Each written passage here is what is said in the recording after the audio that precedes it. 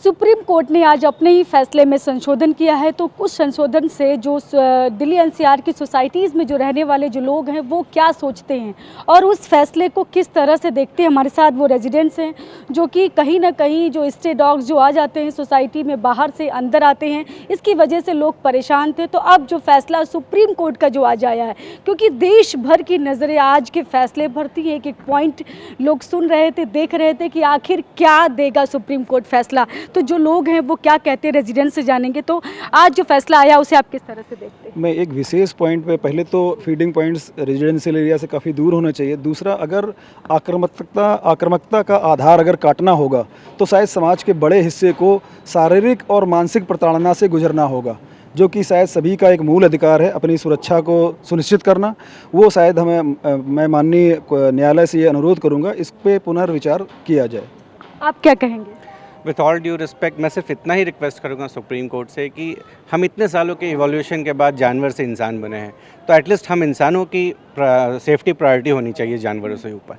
सो हमारे लिए ये रिकन्सिडर करनी चाहिए प्लीज़। बिल्कुल, आप क्या कहेंगे, आप बताइए।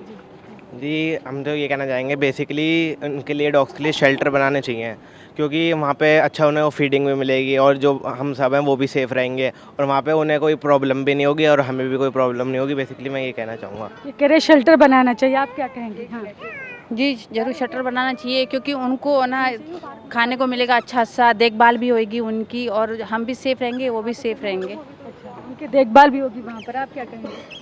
मैडम, मैं ये कहना चाहूँगी कि शेल्टर बनेगा तो अच्छा ही रहेगा, क्योंकि यहाँ पे ना जो हेट करते हैं डॉग से या जिनको डर है डॉग से, वो लोग उनको मार मार के भी भगाते हैं, गार्ड्स भी भगाते हैं। तो इस तरह से जो मैं चाहती हूँ, मतलब मुझे लगता है कि जो डॉग से प्यार करते हैं ना, उनको अच्छा नहीं लगता होगा ऐसे मारते हो। मुझे भी नहीं अच्छा लगता ऐसे मार के भगाया जाए, तो अलग से उनकी एक सेफ जगह होगी तो ज़्यादा बेटर रहेगा। लेकिन सुप्रीम कोर्ट अभी फ़िलहाल जो बात कर रहा है वो कह रहा है कि जिनको रेबीज़ है उनको रखा जाएगा शेल्टर में और बाकी को जो कुत्ते जो शेल्टर में थे उनको स्टेलाइज करके, उनको वैक्सीनेट करके छोड़ा जाएगा।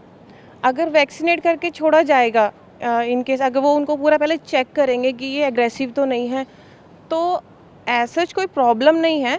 बट फिर भी फीडिंग पॉइंट अलग ही होना चाहिए, क्योंकि जब भी डॉग फीड करता है ना, उस टाइम अगर किसी बच्चे ने छेड़ दिया तो वो एकदम काटने को एकदम अग्रेसिव हो जाता है। तो बिल्कुल हाँ, नहीं काटेगा तो उसके बाद भी प्रॉब्लम तो होगी ना। और हमें क्या पता कि इसको रेबीज़ है कि नहीं है और ये वैक्सीनेटेड है कि नहीं है, ये तो हमको नहीं पता। हम एक कुत्ते का चेक करने तो जाएंगे नहीं, वो कार्ड लेके तो नहीं घूमेगा ना अपने साथ डॉगी। ये बताइए।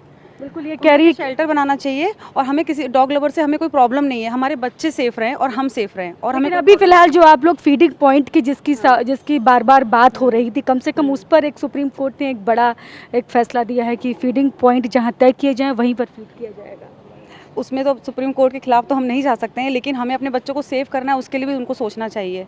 क्योंकि हम सोसाइटी में रहने का क्या मतलब है, इतना हम खर्चा करके सोसाइटी में रह रहे हैं, इसका क्या मतलब है? आप क्या कहेंगे?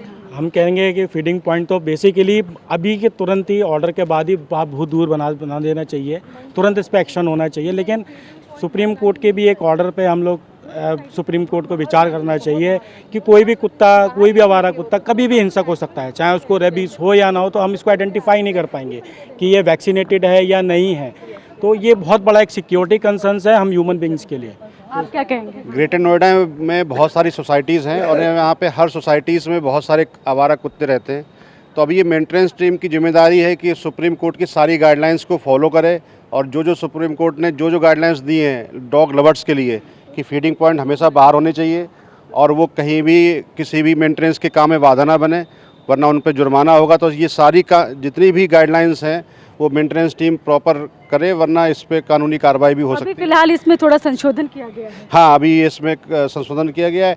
तो वैसे भी जो डॉग मीन्स जो नॉर्मल डॉग है उनके लिए कोई कोई प्रॉब्लम नहीं है, वो अपना रहें। बट ये है कि उनका जो इन्होंने जो बोला है कि जो हिंसक कुत्ते हैं उसकी पहचान कैसे होगी, सुप्रीम कोर्ट को इस पे थोड़ा पुनर्विचार करके उसको क्लियर करना चाहिए। मेरा ये कहना है कि फीडिंग पॉइंट होने ही नहीं चाहिए। जैसे पहले से जैसे कुत्ते पलते आ रहे हैं, जो उनका नेचुरल सर्वाइवल इंस्टिंक्ट है, उनको उसी तरीके से रहने देना चाहिए। फीडिंग पॉइंट बनवाने का सीधा मतलब ये है कि आप उनको इलाका दे रहे हो, वो सोसाइटी के अंदर हो या सोसाइटी के बाहर। अगर सोसाइटी के बाहर भी हम देते हैं तो वहाँ से जब उनका इलाका बन जाएगा, बेटा वर्जन जब कुत्तों के फॉर्म हो जाएंगे, वो आपको वहाँ पे आना अलाउ नहीं करेंगे तो बाहर बनवाओ या अंदर बनवाओ, वो हमारे लिए खतरा ही है।